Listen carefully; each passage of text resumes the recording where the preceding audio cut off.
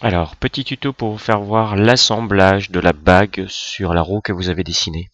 Pour tester, savoir si l'ensemble que vous avez conçu va fonctionner. Donc là, on fait simple, on fait juste ces deux parties-là.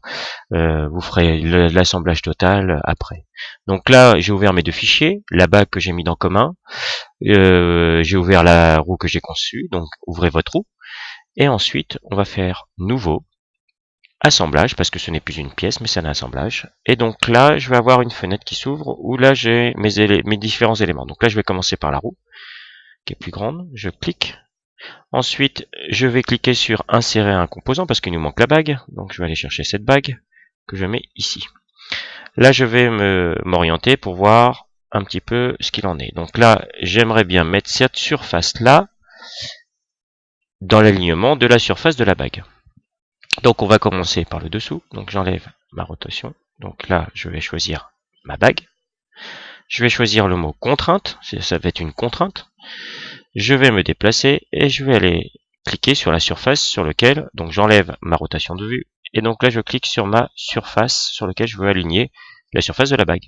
Donc là, on voit bien qu'il y a un déplacement. Si vraiment votre objet se met à l'envers, il suffit de cliquer sur la petite flèche rouge et noire. Ça inverse le sens possible de la pièce. Donc là, je remets normalement et je valide.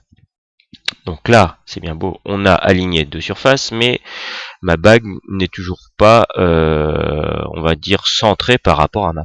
Donc là, on voit bien que ce sont des cylindres. Donc on va aligner ce cylindre-là, ou ce cylindre intérieur, ou ce cylindre qui est ici aussi, avec ce cylindre-là. Comme ça, les axes vont être alignés. Donc, moi, je vais choisir d'abord la bague, c'est-à-dire ça. Je vais choisir encore contrainte.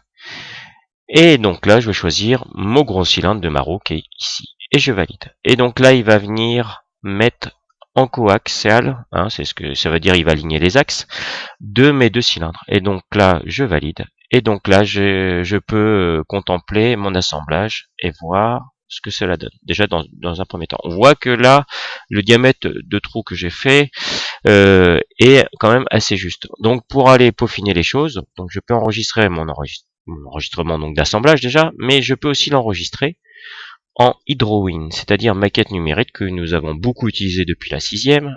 Donc je vais faire une maquette Hydrowin, je l'appelle assemblage bague plus roue, et donc après avec Hydrowin je peux aller voir les coupes, savoir si j'ai de la marge ou pas. Voilà, donc à vous de faire.